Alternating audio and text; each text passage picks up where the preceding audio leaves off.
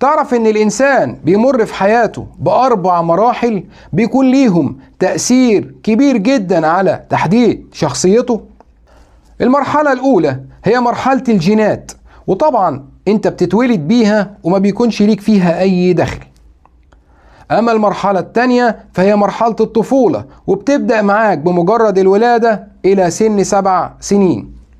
والمرحلة دي بيبقى العامل المؤثر فيها وفي شخصيتك غالبا هما الأهل بحكم التواجد معهم.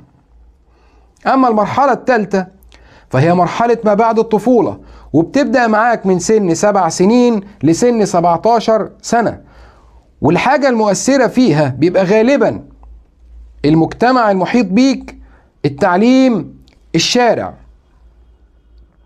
أما المرحلة الرابعة والأخيرة ودي أهم مرحلة، العامل المؤثر فيها في شخصيتك غالبا بيبقى هو انت، لان بتبقى خلاص بعد 17 سنة تقريبا جزء كبير من قراراتك بتبقى انت المسؤول عنه وانت المتحكم فيه.